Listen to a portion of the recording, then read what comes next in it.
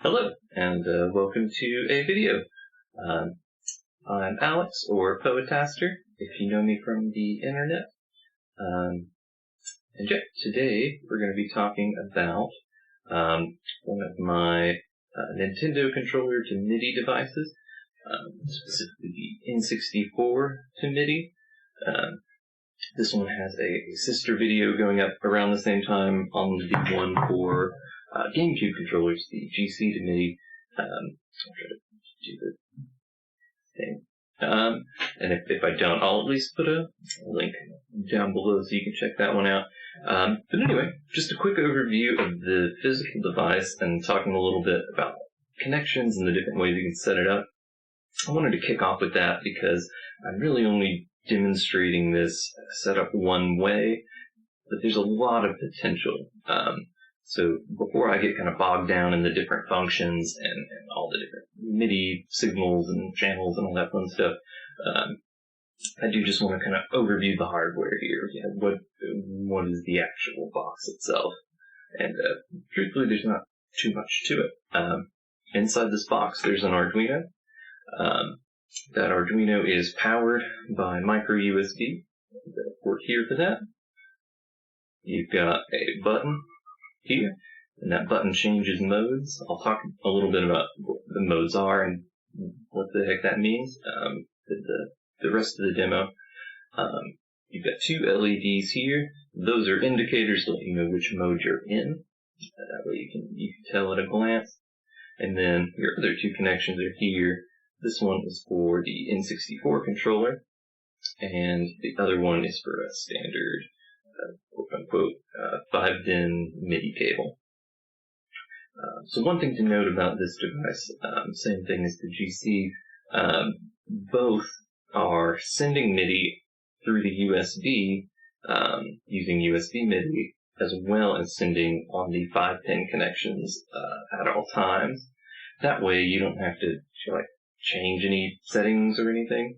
If you want to hook this up to a DAW or something like that, you can just hook it up with one cable, right? The USB cable will power it. It'll send the USB MIDI over to your computer, and you can use your DAW to route those MIDI signals however you want, play VSTs, etc.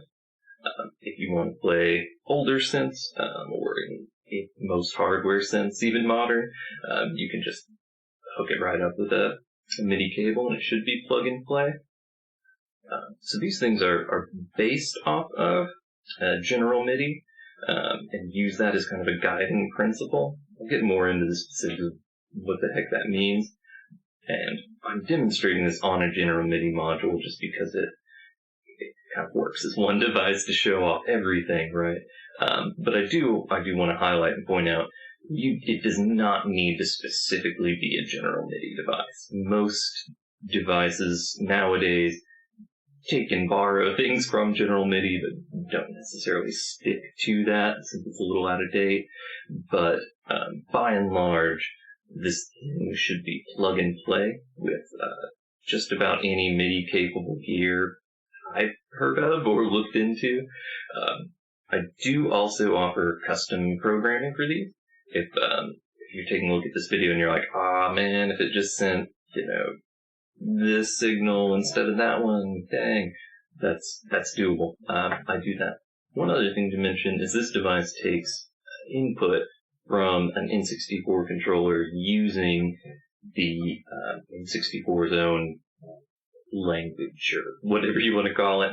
And then the Arduino is essentially translating that into MIDI that it spits back out. So effectively what that means is literally any controller that was made for the N64 will work with this. So I just have a general one to demonstrate that with. I'm trying to think if there are any particularly wacky controllers for the N64. None come to mind. I'd be really intrigued. There's that wacky club thing. If anyone has one of those and didn't set up to one of these, that'd be really cool. But yeah, you don't need a first-party controller. Anything that works on an N64 will work with this. Finally, I do sell these on my website. Put a link below. they're also open source, so if you're more the DIY type, that's totally fine. Again, follow that same link. Even on the store page, I try to be super upfront about you can just make one. So there are links out to the GitHub that show you how to build one, and then have all the code for these out there, and you can check it out and see how embarrassing my coding is if you really want to. But I think that's all I wanted to mention up front. So let's go ahead and move over to the desk, and we'll kind of deep dive into what this thing does. Just to briefly talk through the setup here, I've got my N64 to MIDI device here. I've got it plugged into USB, going to my USB hub, just to power the unit. Just to reiterate, if I wanted to, I could send the MIDI over that USB connection. In this case, I'm just using it for power. I've got my controller here. I've got it hooked up to the controller port. And I've got my standard MIDI plug is what I'm using to send the MIDI signal hooked up to the input of this Roland unit. I'm using this unit specifically because it is a general MIDI module, which essentially just means it can take a variety of signals on a variety of channels, handle it, and play it back all at once. So you don't need for your device to be a general MIDI specific device for it to work with the N64 to MIDI. I just use that as a basis for my design, since general MIDI has kind of informed a lot of MIDI implementations down the road, even though more modern devices especially don't really follow it. It kind of set a baseline for everything. So, as a rule, it will play nice with just about any device, but if you have, especially a general MIDI module, things are going to work really nicely fresh out of the box, just because it sticks to that standard so well. I mentioned in the intro, we've got our lights, and we have something called modes, and, well, a mode is kind of self-explanatory, but in our first mode, when we turn it on, you'll see this green LED is lit. And that means we are in drum mode. So drum mode is designed to send MIDI signals that will trigger drum samples on drum machines or synths, or again, if you have a general MIDI module, they're set up to do both, which is really nice for a demo like this. It does send MIDI on channel 10, again, just due to that general MIDI standard. On a more modern drum machine, you may have to kind of go into the settings a little bit and say receive on channel 10. It may default to something different. The reason I set it that way is if you're working, especially with older legacy synths like this, you can't tell this thing to listen for drums on channel 1 because that's unheard of. That's not the MIDI standard. So it's set that way so that it plays nice with older gear, and more modern gear you should be able to check your menus. But if you're curious, that'll work with your drum machine. Check your manual, or you can always ping me with questions, and I'll take a look and see, make sure it'll play nice with what you got. But anyway, drum mode, we're sending on MIDI channel 10. We are sending the notes that correspond to the general MIDI drum map. Again, you don't need to have general MIDI. Most modern drum machines, you can assign what note triggers what pad or what sound on your drum machine. I feel like it's a mix from what I've seen. Some of them come out of the box sticking to that MIDI standard, general MIDI standard even today. Some of them not so much. But I've yet to encounter a drum machine where you couldn't change it so that it responded to the general MIDI drum map. And again, if you're working with legacy and older synthesizers, you'll want it to stick to that standard so that it will play nicely with those. So let's talk a little bit about the actual controls and triggers. I'll put a graphic up on here. This graphic kind of just shows the map of what button corresponds to what MIDI note, and of course what that MIDI note corresponds to in the general MIDI drum map. I don't want to just sit here and read the thing to you. That sounds really boring. But if you do want to kind of deep dive, this is all in the manual for this device. manual comes with it. You can also download and look at the manuals on my website, which I'll have linked below, so you can kind of check out that map if you want to take a deeper look and see how it would interact with any of your gear. Just to run quickly through it, what you've got are your snares.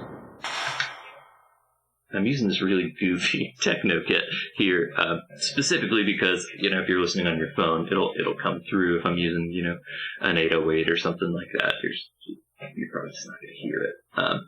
So forgive the goofy sounds, but they're audible for the purposes of a demo. Anyway, so you've got snare 1, snare 2, same thing. You've got your kick up here. And I've given you a second kick down here. And we all know the struggle of the N64 controllers where you put this in.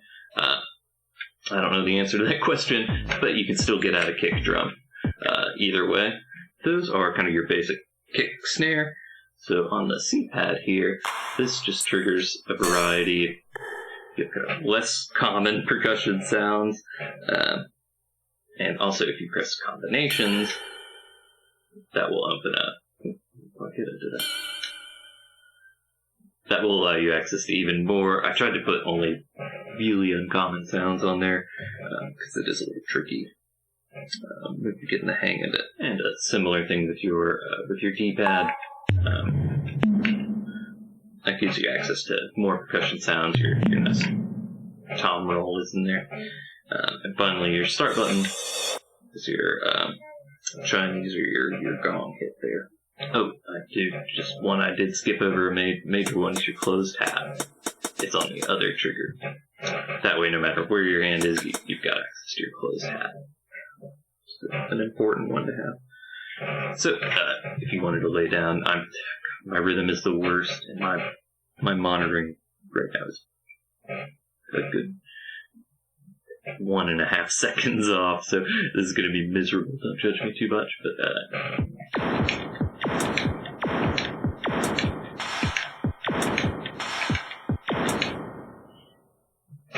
and so, I wish I had a sense of rhythm so I could demonstrate that better. I would genuinely love to see someone who's a talented finger drummer take a crack at this. That is an overview of how drum mode works.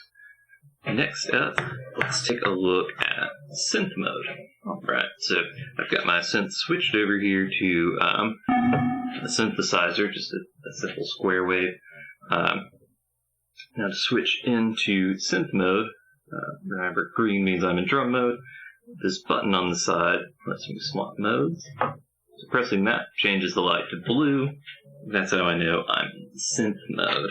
So synth mode, again, I'll put the little diagram up, and again, this is in the manual. I don't want to just read a manual to y'all, but it is there for reference if you want to take a deep dive and see how it would play with your stuff.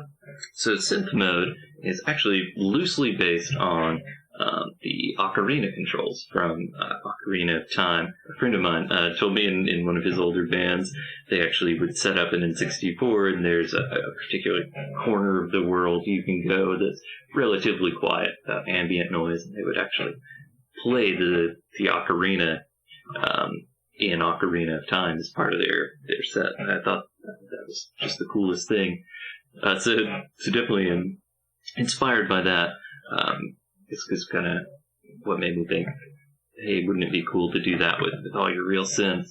So that's why I thought using that same control scheme would be really cool, and also just a good jumping off point for how the heck do you control a synthesizer with such limited controls. So that is kind of the basis. And just to run through it, essentially, when you're starting out and not pressing anything else, your face buttons comprise your C major scale.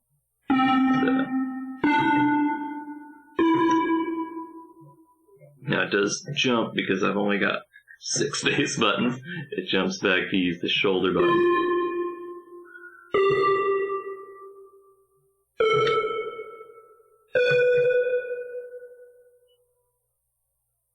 So that is essentially your C major scale, starting at middle C. You may notice there's a few extra keys in there that aren't covered.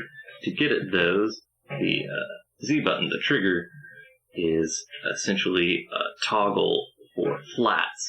So for instance, instead of being middle C, if I hold down the trigger and press it, I'm playing B, C flat.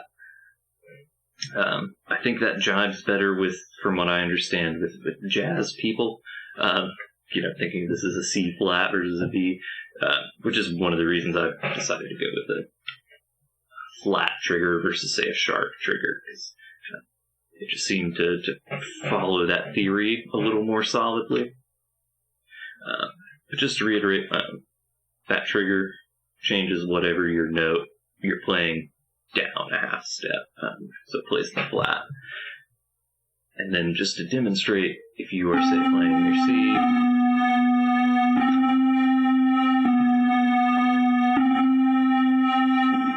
you can smoothly just pull the trigger on and off to swap between playing the flat, and that makes it more smooth. You don't have to time it to hit just right or re-trigger the note you're playing.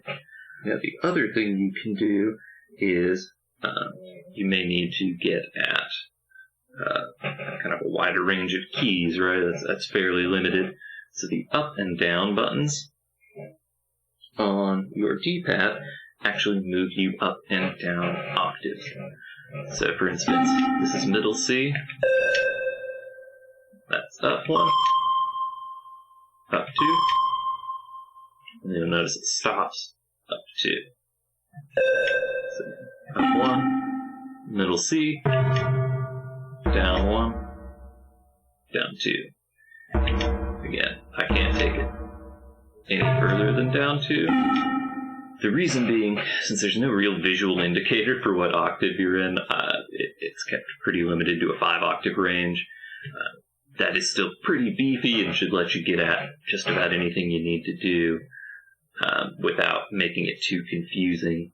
That is something I think will fit for 99% of people, but it is something that can be changed programmatically. So if you're looking to build your own, or if you want to get a custom programmed version, that can be expanded. Another thing to point out here, just due to the limited controls, the N64 does not have a transpose function. The Gamecube to MIDI device, again, having just a lot more controls on it, you can do a lot more, so it does have an ability to transpose. I didn't think that would be the hottest feature per se, so that's not in the synth setup of the N64 to MIDI. And again, trying to mirror the Ocarina of Time fairly closely anyway.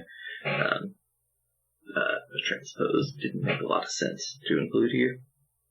The last thing I'll mention, the start button is kind of your panic button, or your home base button. If you press that, it will reset your octave back to down being middle C. It also serves as a MIDI panic and will send note off commands, both on channel 1 and on channel 10. So just note that if you're sustaining something, the start button may cut you off. If you're trying to jump octaves down, it's going to stop that note. Reason being, so that you don't get stuck on a note 2 octaves up, and then you're back down an octave, and you're like, oh no, how do I make it stop? The start button will do a MIDI panic, all notes off, as well as kind of reset your octave. Finally, you may have noticed there are still a couple of extra buttons, those being left, right, and your other shoulder button. These send drum triggers. I thought it would be a really cool feature to be able to play drums or trigger something on your sampler, essentially control something, a secondary piece of gear, at the same time that you're using the synth without having to change modes or anything. Again, the focus of this being for a performance controller, I thought it was really important that you're not having to fiddle with other gear as much. You can do as much as possible just with an N64 controller. So these send, again, general MIDI standard mapped drum triggers, again, on channel 10.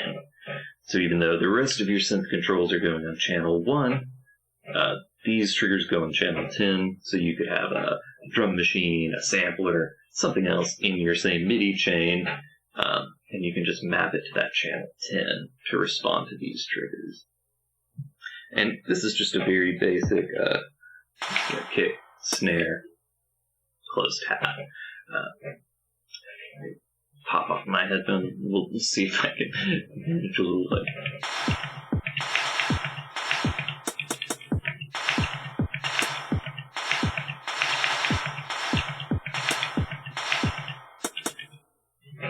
yeah, that was miserable. Terrible without quantization. But yeah, that kind of opens up a lot of options, I think, and makes for some creative uses there that you could do with this. So yeah, long story short, that is the synthesizer mode. With the N64 to MIDI module, those are the only two modes that there are. Again, all the mapping and details I went over. If you want to compare something, those are in the manuals on my website.